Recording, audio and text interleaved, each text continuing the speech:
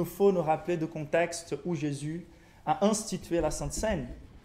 Et les contextes, c'était les contextes de l'annonce de sa trahison, c'était le contexte de l'assurance du fait qu'il allait mourir, c'est le contexte où bientôt il va afficher que son âme est angoissée jusqu'à la mort, c'est le contexte des fragilités pour l'Église lorsqu'elle verra un des 12 trahir et s'élever, une des personnes les plus intimes qui semblait être les plus fiables va s'élever contre Jésus et ils verront les maîtres mourir. Jésus a annoncé que celui qui met la main dans les plats avec moi, c'est celui-même qui me trahira. Et là, nous imaginons combien chargée était la situation, combien solennel était le contexte. Et on a vu donc que les buts de Jésus, c'est incroyable, mais même devant lui, c'était Jésus qui souffrait le plus à ces moments, indubitablement. Car nous, des fois, on est injusticés, des fois, on est trahis, mais on sent quelque part toujours que c'est quelque chose qu'on peut mériter, car nous sommes tous faibles. Mais Jésus, c'est impossible qu'il comprenne dans cet état d'être humain en tant que pécheurs que nous sommes, très bien cette histoire de trahison. En tant qu'innocent, en tant que quelqu'un qui a été toujours fidèle, toujours généreux, miséricordieux, c'est lui qui souffrait le plus. Mais au lieu de rester dans sa souffrance, sa plus grande préoccupation était de fortifier ses disciples. Car même s'il allait souffrir incroyablement, ses disciples allaient souffrir de façon incroyable aussi, de façon profonde. Et Jésus, à nouveau, oublie ses problèmes personnels, il laisse de côté sa souffrance personnelle pour se préoccuper à la souffrance de ses disciples. Et bien sûr que par les méditations qu'il fait, il est en train aussi de se rassurer pour traverser la mort, de se rappeler que toutes les choses qui sont en train de se passer, c'est selon ce qui est écrit, qui c'est nécessaire. Il est en train de voir les fruits que cela va apporter pour se motiver pour aller à la croix. Et on a vu donc dans les dimanches derniers qu'il était en train de manifester son omniscience à ses disciples pour les encourager à traverser les moments de la plus grande déception pour l'Église et les moments de la plus grande souffrance d'avoir cette séparation du Messie, mais aussi de voir ceux qu'ils aiment tellement traverser une mort si souffrante. Il n'y a pas que la séparation de Christ physique, il y a aussi de voir quelqu'un qui est très aimable, très cher, celui qui a les paroles de vie éternelle, celui qui est la joie de notre communion. Dans ces 3 ans de ministère intense avec lui, on va les voir souffrir, on va les voir trahir. On aura cette séparation physique de sa présence. Et donc Jésus est en train de les encourager en disant, c'est écrit. Mais Jésus ne s'arrête pas là, et il va apporter aussi quelque chose qui est encore en connexion avec cette toute connaissance des circonstances, car la Sainte Seine est aussi une expression qui vise à renforcer le fait que tout cela a été écrit, c'est un accomplissement de la parole, et donc il va, au-delà de la manifestation de son omniscience par ses paroles, il va instituer la Sainte Seine, un signe, un symbole, un nouveau symbole de l'alliance des grâces, du pacte de Dieu envers son peuple. Et c'est par la Sainte Seine que Jésus va opérer son dernier acte d'encouragement envers ses disciples. Ça, c'est très important. C'est quelque chose qu'il a institué comme les derniers actes envers ses disciples dans la communion avec les saints. Et par l'institution de la Sainte Seine, c'est, on peut dire, car les derniers actes sont toujours quelque part les plus importants, Jésus est en train de manifester l'un des plus grands encouragements pour la foi de ses disciples. Mais à partir du moment où il va instituer la Sainte Seine, il est en train de donner encore plus d'informations sur la manière dont il va mourir. Il est en train de parler de la façon la plus explicite de la proximité de sa mort et aussi la manière ténébreuse de comment il va mourir. Mais il est en train de faire plus que cela. Il est en train d'instituer la Sainte Seine. Il est en train de prendre un nouveau symbole pour marquer son peuple, pour rassurer son peuple. Donc la Sainte Seine, c'est le réconfort de Jésus envers ses disciples pour ratifier le fait que sa mort, c'est le sceau de l'alliance de Dieu envers les êtres humains. Donc, la vérité centrale de ce texte, c'est que Jésus nous a établi la Sainte Seine pour nous revêtir de l'assurance de notre salut. Donc, quelle est l'importance de considérer la Sainte Seine établie dans ce contexte?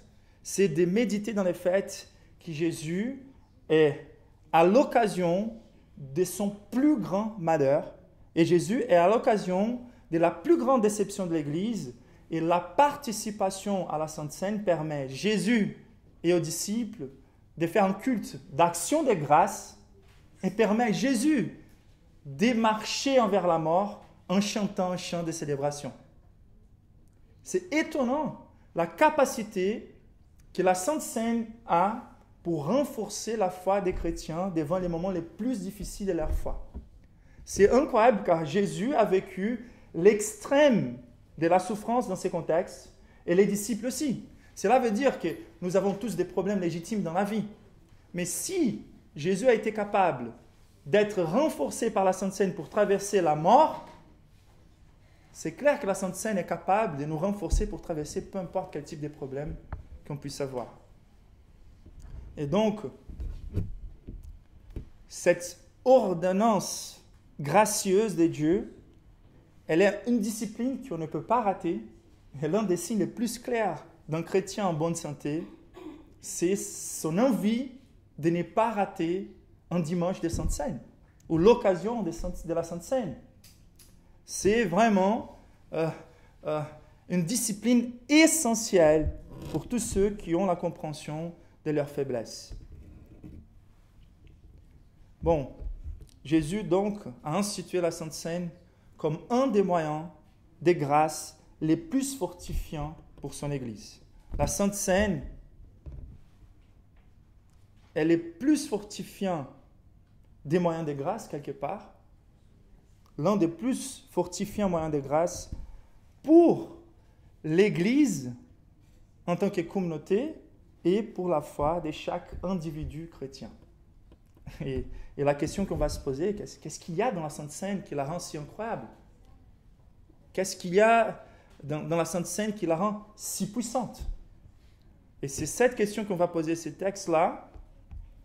Comment la Sainte Seine fortifie si tant la foi des chrétiens? Et nous allons considérer 5 réponses qui vont naturellement se chevaucher quelque part, mais qui vont marcher dans une progression. Donc la première réponse, c'est la Sainte Seine fortifie ou rassure notre foi par la conviction de l'alliance des grâces établie par Dieu avec nous. Donc, Jésus parle en termes d'alliance. Il dit, ceci, c'est mon sang, le sang de l'alliance. Donc, c'est très intéressant de considérer la Sainte Seine comme une institution par laquelle Dieu vise rassurer son peuple d'un serment qu'il a établi envers eux. Il veut marquer son peuple, entourer son peuple d'assurance. C'est Dieu, les dieux transcendants, les dieux 3 fois saints, les dieux complètement séparés de sa création à cause du fait qu'il est le créateur transcendant, mais aussi à cause du fait que nous sommes des pécheurs. Mais c'est un Dieu qui a promis que nous pouvons avoir l'opportunité d'avoir communion avec lui. Il allait, quelque part, se débrouiller pour trouver les moyens de rendre cette communion de Dieu transcendant avec la créature finie et pécheresse. Il va développer une manière de rendre cette réconciliation juste. Mais ce qui est le plus étonnant, c'est les rappels que la Sainte Seine est une alliance, quelque part unilatérale, établie de la part de Dieu envers nous. Donc, dans une alliance, il y a toujours deux parties. La différence, c'est que dans cette alliance de Dieu envers l'humanité, c'est Dieu seul qui va assurer la satisfaction de toutes les exigences pour notre réconciliation avec lui. Et ce qui est le plus intéressant, les premiers points, c'est juste de contempler la détermination de Dieu de s'attacher à son peuple. La Bible nous présente un seul pacte de grâce. On a deux pactes que la Bible nous révèle, les pactes d'œuvre et les pactes de grâce. Dieu a établi deux pactes avec l'humanité. À l'occasion de sa création, les seuls moments dans l'histoire où on va trouver l'être humain avec la capacité d'arbitrer sans l'influence de la corruption, Dieu, car l'être humain était capable d'obéir, établit un pacte d'œuvre avec Adam et Ève. Et à partir du moment où ils vont faire usage de leur neutralité des jugements, de leur impartialité des jugements, du fait qu'ils connaissaient les biens et qu'ils n'étaient pas corrompus par le mal, Dieu va permettre à l'être humain de choisir de soi-même s'il veut ou non se soumettre à la gouvernance de Dieu. Et là, on voit dans l'acte d'Adam et Ève la rébellion. Adam, les représentants, qui va commettre les péchés. Et la corruption, comme conséquence de ces péchés, va toucher toute la race humaine. À partir de là, par son choix, l'être humain se met dans une condition dont il ne peut pas sortir. Et Dieu, dans sa grâce, dès les péchés d'Adam, va déjà suggérer une alliance, progressivement manifestée de façon plus explicite, mais déjà suggérer une alliance de grâce. De la descendance de la femme viendra un qui écrasera la tête du serpent. À partir de ces moments, Dieu est en train de communiquer la grâce. Et il va développer ce pacte de grâce au long de tout l'Ancien Testament, un pacte qui va aussi continuer dans le Nouveau Testament. Donc Dieu va rentrer en alliance avec la race humaine au travers de la grâce communiquée. Il y a un moment dans l'histoire où Dieu va développer un peu plus cette compréhension d'une alliance de Dieu envers les hommes, en rassurant et en prêtant serment à Noé en disant cette destruction ne va jamais avoir lieu à nouveau. Et voici les signes de cette alliance. Donc, toute alliance, il y a un signe. Et dans cette alliance-là avec Noé, c'était l'arc-en-ciel que Dieu a établi pour symboliser cette alliance de préserver la race humaine. Il va développer cela avec Abraham. Et c'est là vraiment où la chose devient plus explicite. Car en Genèse chapitre 17, on voit ces pactes établis, d'abord par des promesses, mais ensuite par une alliance. Donc on peut, dans ce contexte, il va établir la notion de la circoncision, c'est-à-dire les marquages du peuple par une alliance qui communique les besoins de ce qui est nécessaire pour que l'être humain soit en communion avec Dieu. Donc c'est une corruption à la source, donc la circoncision, elle est opérée à la source de la race humaine, de la reproduction de l'être humain. Et c'est quelque chose qui communique les besoins du versement des sangs pour la rémission des péchés. Et c'est par l'aspersion de ces sangs-là que Dieu est en train de communiquer, sans versement des sangs, sans effusion des sangs, il n'y a pas la rémission des péchés. Et c'est quelque chose qui touche l'alliance par ces symboles-là. Mais juste avant de communiquer la circoncision comme les symboles, Dieu communique les pactes. Et quels étaient les pactes? Il appelle Abraham et dit, prends les sacrifices, divise les animaux au milieu, forme un couloir avec les animaux de sacrifice, car c'était la manière de rentrer en accord, de rentrer dans une alliance à l'époque. Et cela communiquait les suivants. Les deux personnes qui rentrent dans une alliance passent par les couloirs comme en disant, si un de nous n'arrive pas à accomplir les exigences de notre accord, notre sort sera la même de ces animaux qui ont été déchirés au milieu. La différence, c'est que Dieu va mettre Abraham dormant, va le faire dormir. Et c'est Dieu seul, dans l'apparence d'un feu, dans l'image d'un feu, qui va traverser les milieux. Comme si Dieu était en train de dire, Voici les conditions pour avoir la communion avec moi. Purification, car moi je suis saint. Si vous ratez votre partie de l'accord, vous serez puni. Mais c'est qui moi qui traverserai ces couloirs pour souffrir moi-même les conséquences de votre désobéissance. Donc dans ces pactes-là entre deux personnes, c'est Dieu qui est en train de rentrer dans une alliance vraie avec nous, mais c'est juste celui qui est en train d'assurer la punition qu'il va recevoir à cause de notre manque d'obéissance. Et c'est comme ça que l'histoire avec Israël va se développer. Israël va rentrer en alliance, il y a beaucoup de choses qui communiquent les sacrifices nécessaires, mais c'est la désobéissance d'Israël qui va communiquer les punitions de cette alliance, et Dieu sera en train de l'expier par les moyens des sacrifices, par les moyens des rituels qui sont en train de dire ça va retomber sur un agneau, ça va retomber sur un agneau. Et c'est pour ça qu'il va instituer la Pâque avec Moïse, les contextes dont nous sommes ici, et la manière de marquer les peuples après la circoncision, la manière la plus importante, c'était la Pâque. C'était une alliance établie avec Dieu, dont les éléments étaient l'agneau et les pains. Et par là, Dieu était en train de rappeler Moïse, vous vous rappelez très bien, on a étudié ça il n'y a pas longtemps. Dieu dit à Moïse de présenter à Israël son nom. Et il dit, je suis, c'est mon nom, l'Éternel, le transcendant, le feu qui est apparu, ça veut dire un feu purificateur dont aucun élément qui n'est pas si saint ne peut s'éteindre devant la présence de Dieu. Et le plus intéressant, c'est qu'il dit, voici je suis, les dieux transcendants, les dieux saints, mais je suis le Dieu d'Abraham, d'Isaac et de Jacob, voici mon nom pour toutes les générations. Donc quel est le nom que Dieu veut présenter à son peuple? Les transcendants, qui a décidé et qui est déterminé à rentrer dans une alliance avec son peuple à toutes les générations. Voilà la gloire de considérer la Sainte Seine avec les mêmes poids d'alliance que la Bible nous présente de la part de Dieu. Un Dieu fidèle qui ne peut pas révoquer ses promesses, un Dieu fidèle qui nous assure que lui-même va prendre sur lui notre manque de capacité de tenir notre accord envers Dieu, et c'est un Dieu simplement déterminé à nous aimer, déterminé à accomplir cette alliance. Donc rien que l'aspect d'alliance que la Sainte Seine vise communiquer, c'est déjà quelque chose de très glorieux et rassurant pour notre foi. Combien d'entre nous, nous arrivons au moment de la Sainte Seine, c'est toujours important de faire un auto-examen, c'est clair.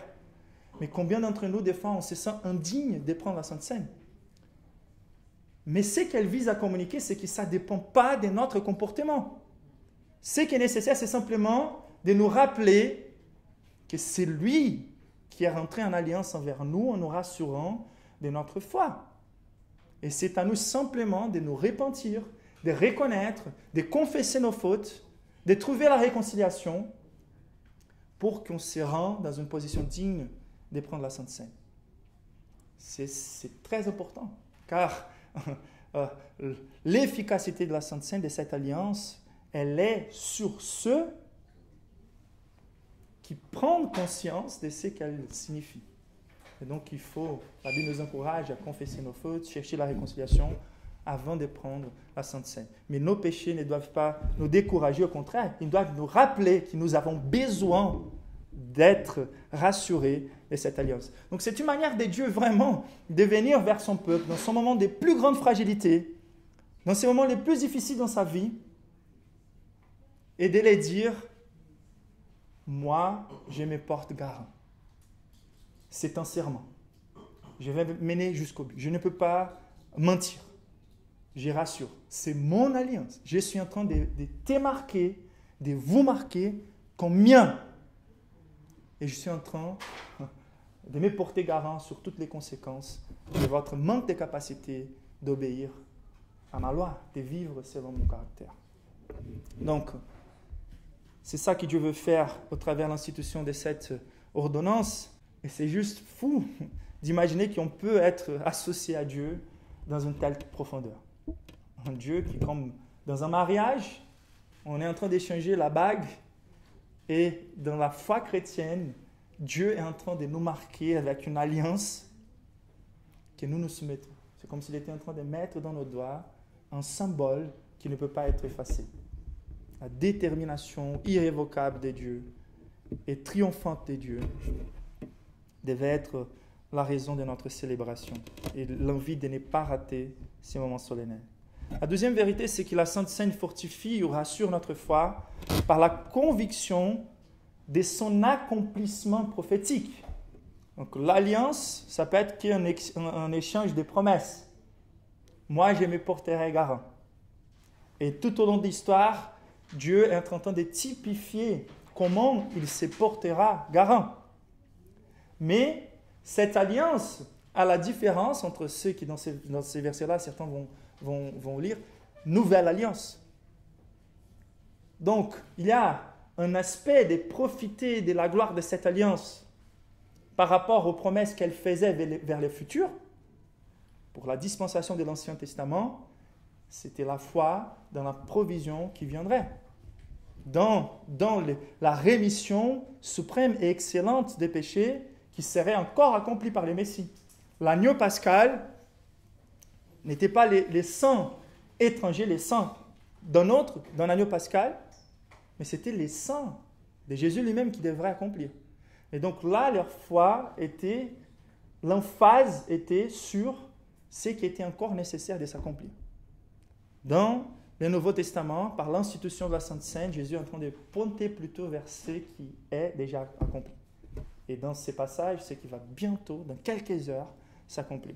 Très intéressant. De la même manière que la Pâque a été instituée avant la libération de l'Égypte, la Sainte Seine est aussi instituée avant, pour montrer aussi la certitude de l'accomplissement prophétique. Et le fait que la Sainte Seine pointe vers une nouvelle alliance ou un nouveau symbole de cette alliance de grâce, elle est en train de présupposer l'accomplissement de quelque chose qui est déjà passé. Car Jésus nous a dit clairement, je ne suis pas venu pour abolir la loi, je suis venu pour l'accomplir. Donc, toujours quand Jésus va abolir une loi de l'Ancien Testament, il ne peut pas le faire contrairement à la parole de Dieu, il peut que le faire lorsque cette loi a accompli parfaitement son but. C'est pour ça qu'on n'a plus besoin des lois cérémonielles. On n'a plus besoin des rituels de l'Ancien Testament. C'est très important de considérer que la mention des images qui sont ici présentes, des imageries, elles sont en train de mettre l'emphase sur cet aspect puissant de l'accomplissement prophétique. Pour les non-chrétiens, un des moyens les plus efficaces d'évangélisation, c'est de montrer comment la Bible a prédit exactement la manière dont Jésus viendrait, vivrait et mourrait dans les détails. Et lorsqu'on regarde, par exemple, les prédictions qu'on a déjà considérées dans d'autres prédications, exactes sur la mort de Christ, notamment dans les psaumes 22 de David, plus ou moins 1000 ans avant la venue de Christ, ou en Ésaïe 53, qui nous donne la description de comment il est mort, Ésaïe 700 ans plus ou moins avant la venue de Christ. Et donc, dans des passages bibliques de l'Ancien Testament, on voit clairement des détails incroyables, que les personnes allaient tirer sort à propos de ses vêtements, que les personnes allaient se moquer de lui, qu'il serait trahi par 30 pièces d'argent, la valeur exacte.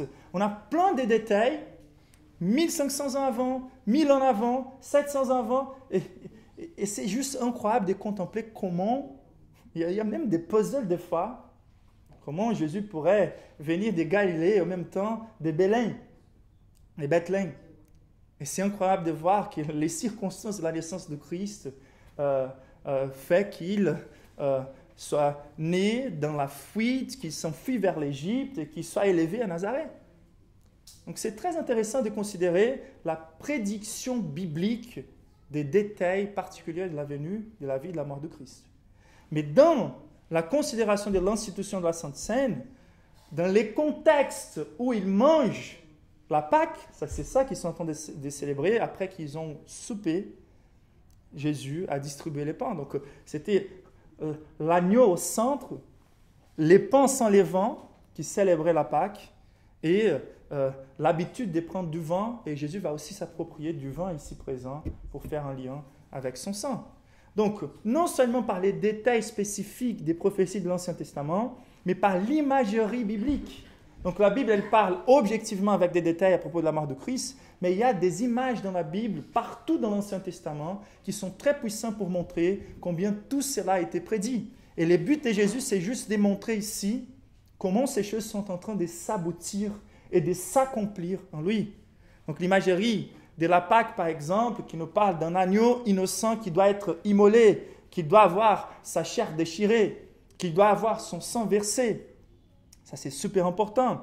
L'imagerie du pain, par exemple, partout dans la Bible, la notion du pain sans levain qui communique plutôt une vie pure, sans péché, la notion de la manne au désert, lorsque le peuple dépendait complètement de la provision de Dieu et les pains descendaient du ciel. Ces mêmes pains, la manne, a été mis dans l'arche de l'Alliance pour être devant la présence de Dieu. C'est la provision de Dieu lui-même pour que son peuple se tienne dans sa présence.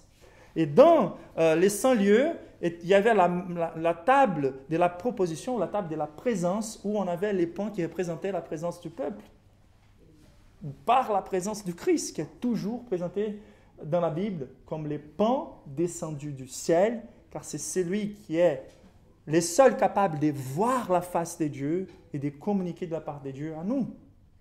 Donc c'est super important de considérer l'imagerie biblique. Quand elle parle du pain, elle est en train de faire un lien encore avec la Sainte Seine. La Pâque, l'accomplissement de la Pâque, l'accomplissement de l'imagerie de l'agneau et aussi l'imagerie de la vigne ou du vin. Elle est très présente dans l'Ancien Testament comme un symbole déjà des joies et des bénédictions, mais beaucoup plus récurrent par rapport au jugement de Dieu vis-à-vis à la désobéissance de son peuple. Donc la Bible elle parle très souvent de la coupe de la colère de Dieu, de la colère et du jugement certain, en Ésaïe 63 par exemple. Donc c'est super important lorsqu'on est en train de méditer dans la Sainte Seine, que oui, nous sommes en train d'affirmer une nouvelle alliance, mais lorsqu'on parle d'une nouvelle alliance, elle présuppose l'accomplissement d'une manière de représenter, d'un symbole qui représentait de manière un peu plus faible ce qu'aujourd'hui on est en train de communiquer. Mais même si elle est en train de présupposer quelque chose d'un peu plus faible, c'est quelque chose qu'on doit connaître. Donc comment on doit profiter de la date de la Sainte Seine aujourd'hui, ou de la Pâque aujourd'hui, on doit la célébrer aussi. Pas par les rituels, pas par les accomplissements, mais par les rappels de ce qui a été déjà accompli. Et ce qu'elle enseignait. La Pâque nous enseignait puissamment les besoins de quelque chose. Et c'est pour ça que l'institution de la Sainte Seine, elle est beaucoup plus souple. C'est quelque chose plutôt vers la direction de la célébration. Imaginez-vous la quantité de lois pour la religion juive, de toutes les images dans les rituels, combien chargé, combien de travail ça donnait pour s'approcher de Dieu. Car toutes ces choses-là pointaient vers l'insuffisance de ces images, de ces symboles, qui devraient s'accomplir parfaitement encore. Et lorsque Jésus est en train de juste changer l'agneau par les pains et les vins, c'est car l'aspect dramatique, et je dirais même traumatique, imaginez-vous, un enfant de 8 ans d'âge qui doit être circoncis. Imaginez-vous de prendre un agneau innocent, de prier et ensuite les voir déchirés à cause de vos péchés.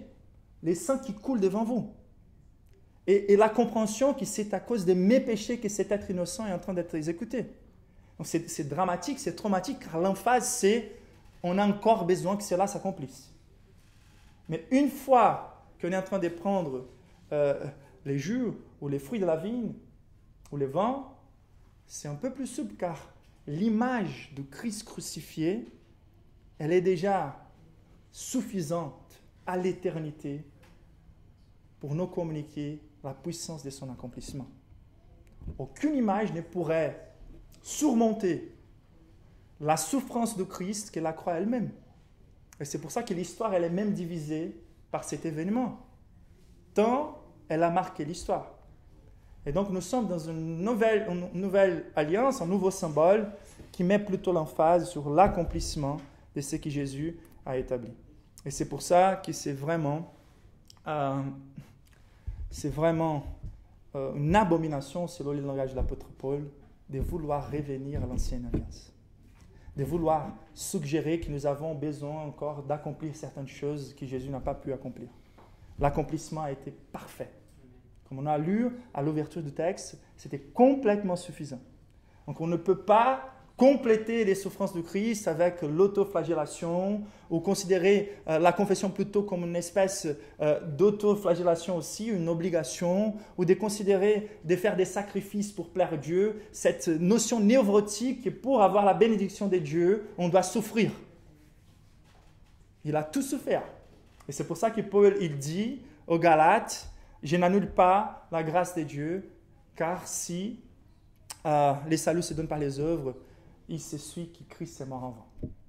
Donc, d'avoir dans votre pensée la moindre suggestion que des éléments physiques puissent apporter des bénédictions spirituelles, que des pratiques, des rituels et de l'obéissance ou de leur conformité envers des rituels puissent vous faire profiter des bénédictions spirituelles automatiquement, de soi-même, on est en train de mépriser la suffisance, la perfection de la mort de Christ. C'est pour ça que Paul va crier, il va dire aux Galates insensés, qui vous a fasciné devant les yeux de qui Christ a été exposé comme crucifié. Donc il ne faut pas tomber dans les pièges que les Galates sont tombés, de vouloir réintroduire dans les cultes des éléments de l'Ancien Testament. Et c'est pour ça qu'Hébreux 9 nous a dit, avec clarté aussi, comment, une fois pour toutes, une seule fois, Jésus-Christ a été immolé. Mais donc, c'est une manière aussi de Jésus de les rendre conscients de la certitude de tous les accomplissements prophétiques, de toutes les sombres qui ont été représentés dans les rituels de l'Ancien Testament. C'est pour ça que Jésus est en train de montrer l'étoile du matin qui s'élève et qui va complètement finir avec toutes les ombres qui étaient là pour le typifier. Donc, qu'est-ce qu'il accomplit exactement? Donc, on a mis l'emphase sur l'alliance, on a mis l'emphase sur l'accomplissement, le fait qu'il s'est accompli, nous sommes dans une nouvelle alliance. Mais la Sainte Seine, elle met l'emphase non seulement sur le fait que quelque chose a été accompli, elle est incroyable dans sa puissance de communiquer ce qui a été accompli. Donc, dans ces marquages de Dieu, et c'est ça qui c'est toujours incroyable, dans les marquages de Dieu, les symboles de l'alliance, il a toujours la puissance de communiquer plus des choses à propos de l'alliance en elle-même. Et donc, dans ces marquages de Dieu par la Sainte Seine, les éléments ont une capacité incroyable de communiquer l'accomplissement, mais comment l'accomplissement a eu lieu. Donc, par ces éléments, la Sainte Seine fortifie notre foi en apportant la conviction de l'accomplissement de toutes les exigences pour notre rédemption sur la croix de Christ. Donc, comment Dieu a décidé de nous marquer? Dieu a décidé de nous marquer par les baptêmes et par la Sainte Seine comme symbole. Comment il rend son Église visible? Par leur participation dans les baptêmes et dans la Sainte Seine. Avant, circoncision et Pâques, aujourd'hui, baptême et Sainte Seine. Mais la question de rendre l'Église visible, c'est plutôt pour rassurer l'Église elle-même. D'avoir cette confirmation mutuelle de la part de l'Église que nous sommes dans une bonne santé dans notre foi. C'est pour nous rassurer. Et quelle est la marque qu'on doit évaluer, qu'on doit voir en nous? C'est Dieu qui vient vers nous et dit « J'établis cette alliance en vous marquant en tant que mon peuple, en vous rassurant en tant que mon peuple, car je suis en train de vous marquer par la croix, par mon œuvre envers vous. » Et c'est ça qui les éléments signifient. Lorsqu'on voit ici, versets 22 à 24, donc d'abord il prend les pains et il va dire « Ceci est mon corps ». Cela peut apporter beaucoup de polémiques. Cela a apporté beaucoup de polémiques au long de l'histoire par rapport à l'interprétation littérale de ces termes, de cette expression. Donc, notamment, une des œuvres de la Réforme protestante, c'était de clarifier. Luther a essayé de corriger plus ou moins la compréhension avant, mais il n'est pas arrivé à son aboutissement. Donc, il y a deux termes là. Il y a le terme transsubstantiation, qui a été la position hier, la position catholique, ça veut dire que les corps du Christ, littéralement, est là lorsqu'on prend et consacre les pains pour la Sainte Seine. C'est pour ça que Luther, dans sa compréhension initiale, lorsqu'il est allé célébrer sa première Sainte Seine, il ne pouvait pas tenir les éléments et il les a fait tomber. Tellement la crainte qu'il avait d'apporter dans sa main les corps littéraux de Christ. Donc c'est vraiment la transsubstantiation, ça veut dire que l'apparence des éléments reste la même, mais la substance de ces éléments change vraiment et littéralement.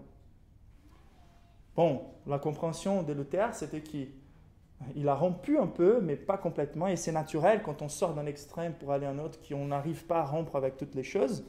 Et pour lui, c'était la consubstantiation. C'est-à-dire qu'il y a la substance là, qui reste la même, mais la présence corporelle, spirituelle de Jésus, elle est là comme aussi autour ou avec ces éléments de façon séparable. Les réformateurs, nous, on croit qu'il s'agit d'une représentation symbolique, comme la Pâque était aussi symbolique. Et comme aussi, dans la suite du passage, Jésus va dire, voici la coupe, la nouvelle alliance dans mon sang. Un des parallèles va présenter la coupe comme les symboles de la nouvelle alliance, ou la nouvelle alliance dans mon sang. Donc c'est intéressant, si on veut interpréter de façon dure et littérale, il faut considérer que ce n'est pas les sang de Christ qui devient, ou les vins qui deviennent les sang de Christ, mais la coupe elle-même. Et c'est clair, donc, par plusieurs utilisations de Jésus, des langages symboliques, quand il parle qu'il est les pains descendus du ciel, la vigne, et beaucoup, la porte, c'est clair qu'à plusieurs reprises, Jésus est en train d'utiliser quelque chose plutôt symbolique et représentatif. Et donc, quand on parle du pain, on est en train de parler quelque chose qui symbolise les corps de Christ.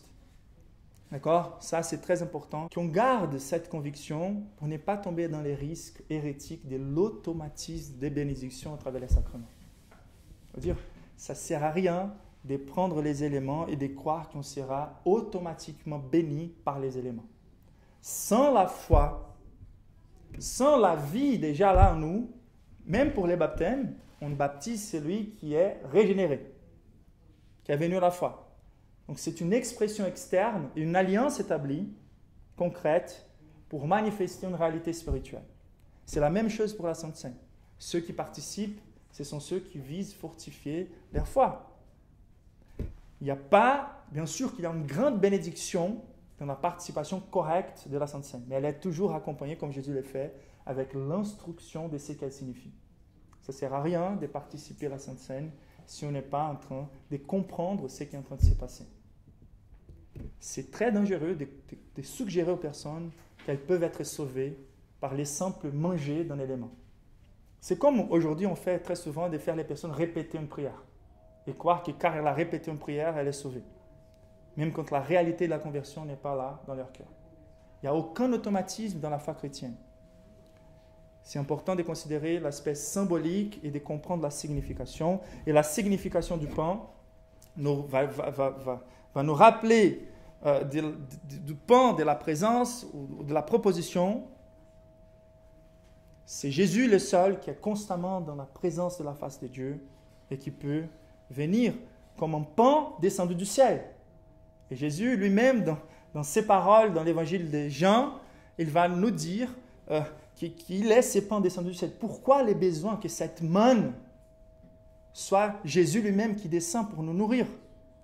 C'est car les pains qui représentent l'incarnation du Christ, les pains descendus du ciel, c'est l'incarnation du Christ nécessaire, car il fallait que notre représentant soit divin par rapport déjà à son innocence, car aucun être humain n'est capable d'accomplir la loi parfaitement.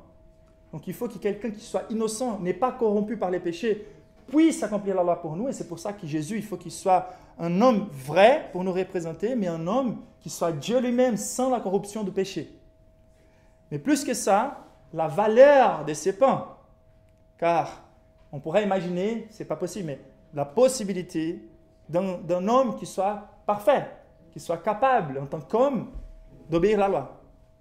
Il pourrait au maximum donner sa vie en faveur d'une autre personne.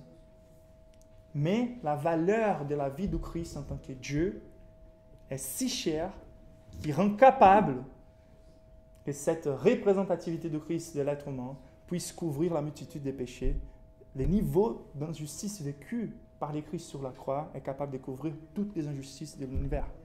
C'est pour ça qu'il faut que ça soit un pain descendu du ciel. Et il descend du ciel pour devenir vraiment homme. La Bible nous dit qu'il est né d'une femme, qu'il est né sous la loi. Il faut qu'il ait la nature humaine, 100% Dieu, 100% homme, pour qu'il puisse vraiment nous représenter.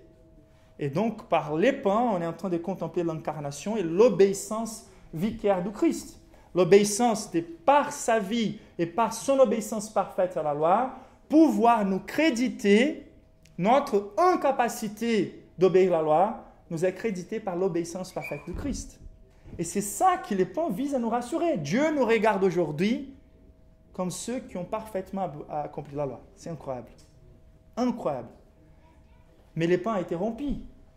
Car notre dette envers Dieu n'est pas juste d'une obéissance parfaite. À partir du moment où on tombe dans un péché, on est condamné par toute la loi et toutes les sanctions de la loi doivent retomber sur nous. Car un péché pratiqué contre Dieu mérite toujours la punition éternelle. Et ce qui est intéressant, c'est que c'est lui, dans cette alliance, qui nous a assuré qu'il allait faire retomber sur lui. Et c'est pour ça que tout comme l'agneau avait sa chair déchirée, le corps de Christ est rompu, car il a reçu la dette de notre punition. La juste punition est retombée sur lui. Il continue pour mettre cette emphase-là sur les vins. Et les vins, à nouveau, pour représenter son sang, représente la source de vie. Notre vie est trouvée dans la sienne. Son sang doit courir dans nos veines spirituelles quelque part. Mais la chose la plus importante que le sang vise à communiquer, c'est ce qui ratifie l'alliance. Les alliances les plus importantes dans la Bible sont signées avec les saints. Et Jésus est en train de ratifier cette alliance avec son propre sang. Il est en train de dire, tout est accompli, j'obéis parfaitement, mais c'est surtout au travers de la croix que ça sera accompli, car je suis le paratonnerre de Dieu. La colère de Dieu juste qui devait retomber sur vous, Dieu l'a dévié envers soi-même dans la personne de son Fils. Et sur la croix, Jésus va absorber l'autre langage qui parle de la coupe ou du sang, la coupe de la colère de Dieu. La Bible, elle nous parle avec clarté qu'il fallait qu'il boive jusqu'à la dernière goutte, les calices de la colère de Dieu. Donc, tous les sacrifices étaient plutôt en train d'applaquer la colère de Dieu, mais pas en train de satisfaire. C'était une façon d'accumuler et de permettre que Dieu soit patient jusqu'à l'accomplissement. Chaque péché est ramassé dans cette barrière. Et donc, Dieu était avec une main, tenant sa colère contre nous, et avec l'autre main, donnant la provision et pointant vers les sacrifices, envers l'offre du pardon. Et en Jésus, Dieu a fait ces barrages s'rompre et retomber complètement sur Jésus. Car, comme la Bible nous dit, sans effusion des sang, il n'y a pas la rémission de péché. Et la Bible nous dit donc que dans l'Apocalypse, tous ceux qui vont rejeter le Christ pour adorer l'image de la bête, il boira, lui aussi, les vents de la fureur de Dieu, versés sans mélange dans la coupe de sa colère, et il sera tourmenté dans les feux et les soufres, devant les saints anges et devant l'agneau. C'est le vent qui est la coupe de la colère de Dieu, que tous les êtres humains vont boire les jours du jugement. Jésus lui-même, au Gethsémani, comme on verra, il va prier à Dieu, si possible, éloigne-moi cette coupe. Mais il sait très bien qu'il doit la prendre. Et sur la croix, il va la prendre. Il va boire jusqu'à la dernière goutte pour que nous, on puisse, avec du courage, accéder à la présence de Dieu, rassurer que nous sommes couverts par ses sang et qu'aucune condamnation ne reste sur nous. Vous voyez comment Dieu veut nous rassurer la foi en nous marquant par l'accomplissement parfait en Christ du pain et du vin. Et plus que ça, cette capacité glorieuse de la Sainte Seine de nous rassurer, elle continue avec la compréhension qu'elle nous renforce la notion d'alliance de Dieu envers nous, qu'elle renforce l'accomplissement de ce qu'il fallait pour qu'on se tienne dans la présence de Dieu, qu'elle renforce de comment cet accomplissement est arrivé au travers de Christ. Mais si on s'arrête là, on pourrait rester dans cette... J'ai l'impression que l'Église aujourd'hui, elle est plutôt dans cette disposition-là de voir Jésus qui est par son état à la croix. C'est glorieux, c'est les centres. Mais ce n'est pas son état aujourd'hui. Jésus est à la droite de Père. Il règne dans la plénitude de sa gloire. Donc les chrétiens des fois sont très attristés, les chrétiens des fois sont juste contents qu'ils gagnent des forces juste pour résister au péché ou pour résister encore plus à la bataille, mais il me manque beaucoup la vision du Christ victorieux, les Christ triomphants. Et j'ai bien aimé, je vais demander que vous chantez à nouveau ces chants-là, blanc plus blanc que la neige, car c'est presque un résumé du sermon. Il y a un moment où il dit il a triomphé. Il a triomphé. Il n'est pas resté sur la croix. Il est ressuscité. Les versets 24 et 25 nous disent avec clarté, c'est ici à mon sang, le sang de l'alliance. Vous voyez comment Jésus est en train de se rassurer lui-même pour marcher envers la croix.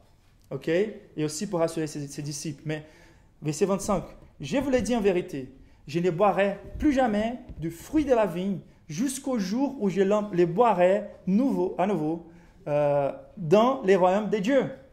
Ah, c'est incroyable. Il est rassuré de sa mort et de la manière de sa mort, comme l'agneau pascal. Son sang sera versé pour la rémission des péchés. Bientôt, dans quelques heures. Mais c'est incroyable de voir et dire, je ne vais plus jamais boire. Il est en train de dire, je vais mourir, sachez. Mais je les boirai à nouveau dans les royaumes de Dieu. Et dans d'autres parallèles bibliques, dans les royaumes de Père. Donc, quelle est l'emphase ici? C'est l'aspect de la certitude de sa résurrection. De la certitude que cet accomplissement sera satisfaisant pour les demandes justes de la sainteté de Dieu. Et c'est dans ces moments-là où la gloire de Jésus sera affichée par la résurrection, par l'emphase sur le fait qu'il sera avec les pères bientôt.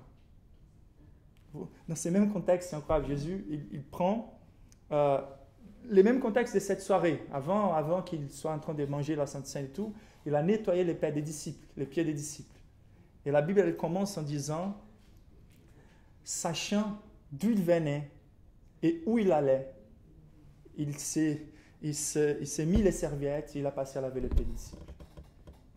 À la veille de sa trahison, il lave les pieds des disciples. Et comment il a la capacité d'être si généreux et de continuer à encourager les disciples? C'est car il savait d'où il venait et où il allait. Il y a peu de choses qui parlent plus de notre identité. Quelqu'un, un jour, les grands commentaristes, Hendriksen, il avait un fils qui avait une vie assez simple. Et lorsqu'il allait se marier avec son épouse, il était fiancé, la question de son parent, de son papa était, mais d'où il vient? En voulant dire, quelle est son origine? Quelle est sa réputation, la réputation de sa famille? Et la réponse de sa fille est incroyable. Moi, je ne sais pas d'où il vient, mais je suis sûr où il va. Et ça, c'est la chose la plus importante. Et Jésus, il savait où il allait. Il était rassuré du fait qu'il allait triompher sur la mort. Donc, l'emphase ici, c'est l'emphase de la résurrection du Christ. C'est les royaumes des dieux dans sa dimension eschatologique. On sait très bien, la Bible parle du royaume des dieux comme quelque chose qui a été déjà inauguré. Okay? Et donc, les royaumes des dieux avec puissance, à partir de la résurrection du Christ, c'est inauguré. Mais quand la Bible parle du royaume des dieux, des fois, elle est en train de parler de l'aspect eschatologique. Et c'est ça qui se passe ici. Et de traduire comme les royaumes de Père, ça nous parle encore davantage dans cette conception.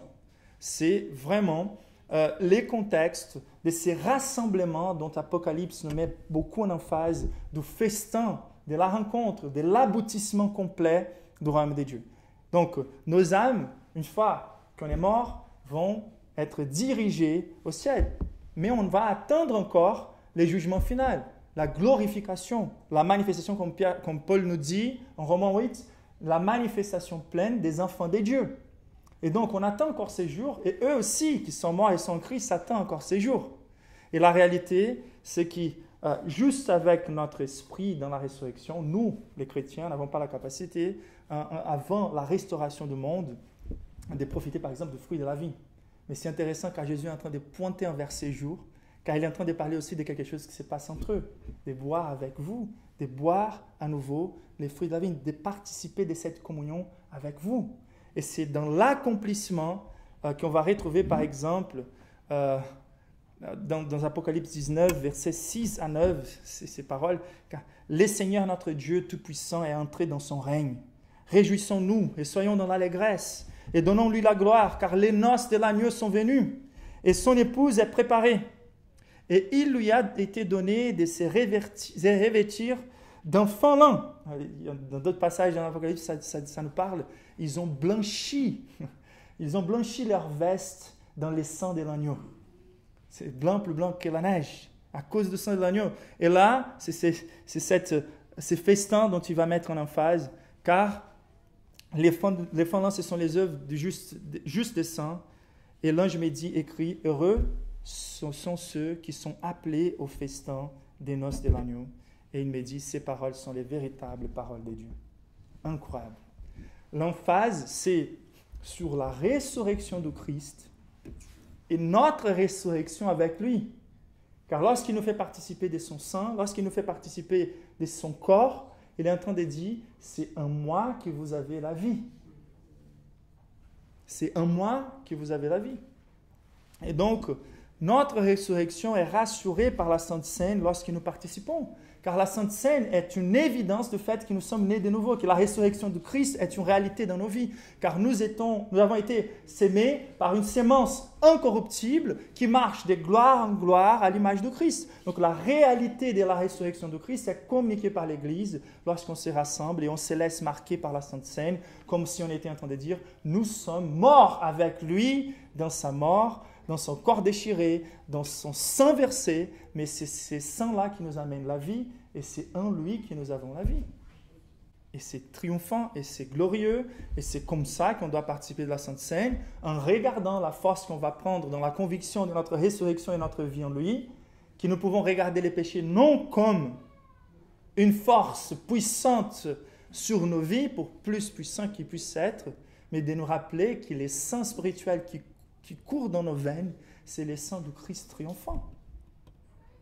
Et c'est ça qui manque à l'Église aujourd'hui. Non de baisser les paramètres de sainteté en mettant l'emphase sur la force de Satan, du monde et du péché, mais de mettre l'emphase, courage, j'ai vaincu le monde. C'est plus moi qui vis, c'est le Christ qui vit en moi. C'est vrai ça. Mais pourquoi si tant de faiblesses? Allez. Et des fois, ce qui va régler, c'est juste la participation correcte dans la Sainte Seine et d'embrasser la vision du Christ triomphant. J.C. Ryle va nous dire que de participer de la Sainte Seine, c'est d'être préparé à mourir. C'était ça pour eux. C'est la conviction de l'éternité. Il y a tellement de chrétiens paralysés avec leurs fautes et avec les risques de la mort ou l'idée de la mort. Et on voit Paul qui va dire, ouais, mort, ton aiguillon. Où est morte ta victoire? Il va se moquer de la mort. Et comment on peut arriver à ces points-là? C'est juste en étant vraiment très rassuré de notre foi. Et si je me sens digne de participer à la Sainte Seine, c'est bien, il faut faire l'auto-examen.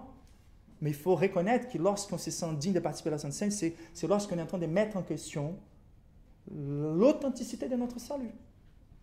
Notre participation dans la résurrection de Christ. C'est pour ça qu'on ne peut pas rater les occasions de Sainte Seine. Et la dernière vérité, c'est que la Sainte Seine nous fortifie et nous rassure par l'emphase sur cet aspect expérimental. On ne va pas prendre beaucoup de temps là, mais c'est juste incroyable de remarquer que Dieu veut nous marquer. C'est une ordonnance pour notre bien. C'est un exercice de la foi. L'aspect expérimental de la foi. La foi est spirituelle. Nous sommes conscients, convaincus, on voit les fruits, on voit les conséquences, les transformations, mais elles restent invisibles. Et c'est énorme de voir ces dieux spirituels qui s'est fait chair il s'est rendu visible, il s'expose dans son alliance envers l'être humain pécheur par les baptêmes que le Christ a subis. Dans les temps, dans l'espace, il a signé ses contrats qu'il allait vivre jusqu'au but ce qui était nécessaire. Et surtout sur la croix, en accomplissant tout, en divisant l'histoire de façon publique, visible. Et c'est comme ça qu'il veut que son Église vive aussi. L'Église est la ville édifiée sur la montagne. L'Église doit être visible. C'est pour ça que la Sainte Seine doit être quelque chose fait par l'Église envers ses membres. On ne peut pas, hors du contexte de l'Église, pratiquer la Sainte Seine.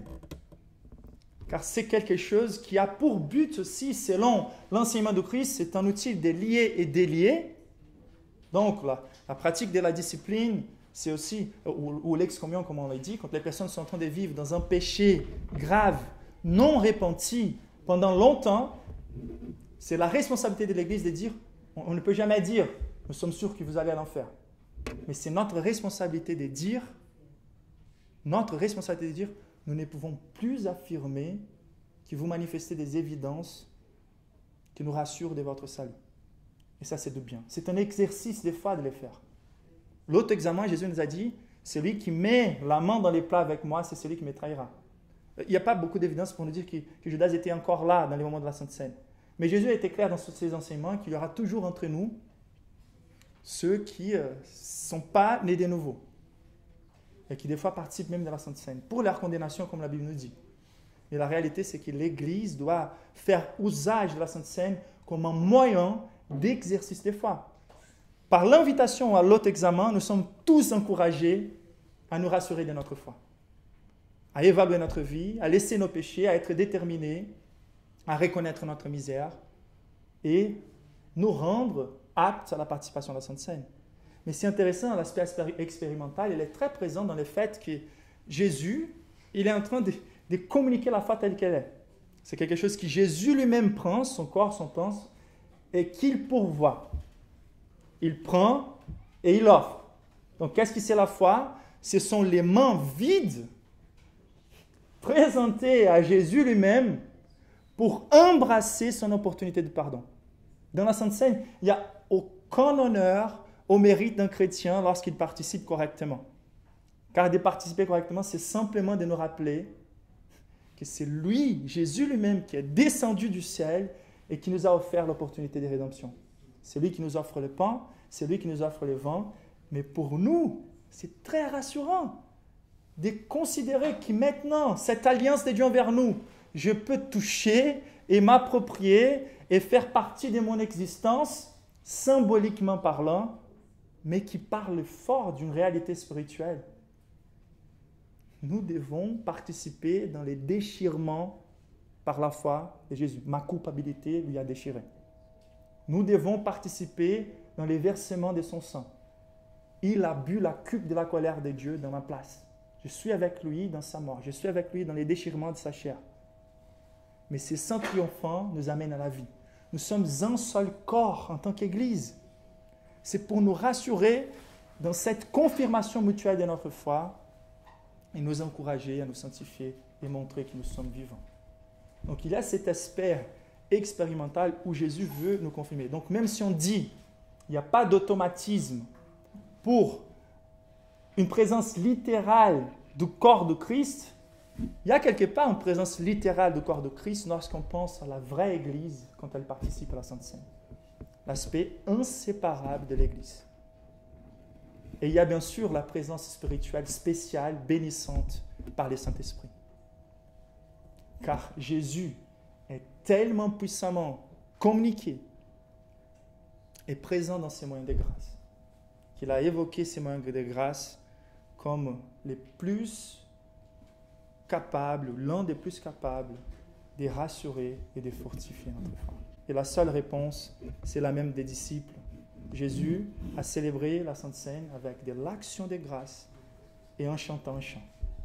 Donc la participation à la Sainte Seine, c'est vraiment la reconnaissance et la célébration. Jésus a pu chanter ces chants juste avant de mourir, car il a été fortifié par la Sainte Seine. Et l'Église devrait marcher de la même manière.